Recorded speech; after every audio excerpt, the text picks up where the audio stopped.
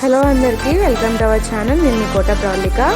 Catering style gobi fry అనేది చేస్తానండి. Same మనం భోజనాల్లో వడ్డిస్తారు కదా, సేమ్ అదే టేస్ట్, అదే కలర్, అదే క్రిస్పీనెస్, అదే ప్రాసెస్తో అయితే చేస్తానండి. చాలా అంటే చాలా టేస్టీగా ఉంటుంది. డెఫినెట్లీ ట్రై చేయాలనుకుంటే మన ఛానల్ని ఫాలో అవ్వండి. అలాగే సబ్స్క్రైబ్ చేసుకోండి, షేర్ చేయండి, లైక్ చేయండి, కామెంట్ చేయండి. ఇప్పుడైతే రెసిపీలోకి వెళ్ళిపోదాం రండి.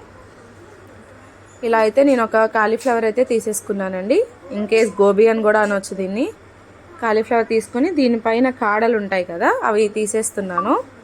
మొత్తం తీసేసి నీట్గా ఇలా రేకలు రేకలుగా తీసేసి ఆ చివర ముచుకు కూడా తుంచేసి పక్కన పెట్టేయండి. ఇలాగా ఒక్కొక్క ఫ్లవర్గా డివైడ్ చేస్తున్నాను. ఇలా విరిపేసుకోండి. దీంట్లో నేను హాఫే యూస్ చేస్తున్నాను, ఎందుకంటే మా ఇద్దరికే, నాకు మా వారికే ఎక్కువ అవసరం లేదు. వీటిని నేను చూపిస్తున్న సైజులో ఇలా విరుపుకోండి చాలు. లేదు ఇంకొంచెం పెద్దగా కావాలి అన్నా ఓకే. నాకైతే ఈ సైజు చాలా అనిపించింది.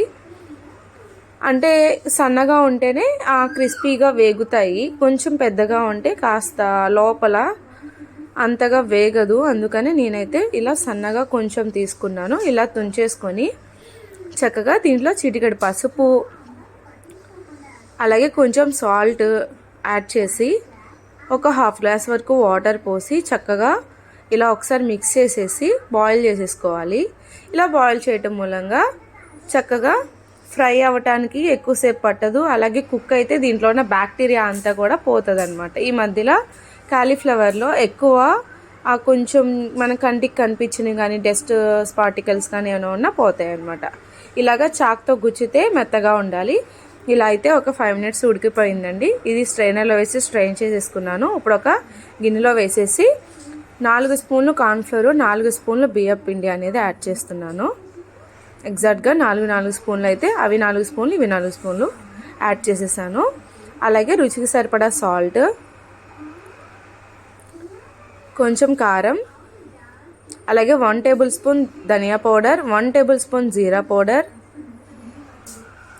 1 టేబుల్ స్పూను స్టార్ మసాలా అయితే యాడ్ చేస్తున్నాను. అలాగే ఒక pinch of red food colour ఉంటే యాడ్ చేసుకోండి. మనకి సేమ్ ఎగ్జాక్ట్గా అదే కలర్ రావాలి అని చెప్పి ఇప్పుడు మిక్స్ చేసేసుకోండి. ఆల్రెడీ మనం ఉడకబెట్టుకున్నాం కాబట్టి గోబీని, దాంట్లో వాటర్ అనేది ఉంటుంది.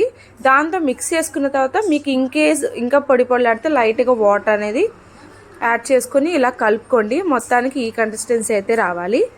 ఇప్పుడు డీప్ ఫ్రైకి ఆయిల్ అనేది పెట్టుకుందాం. ముందుగా స్టవ్ వెలిగించి బాండి పెట్టి ఆయిల్ అనేది వేస్తున్నాను. ఆయిల్ హీట్ అయిన తర్వాత, ఆయిల్ అయితే హీట్ అయిపోయింది.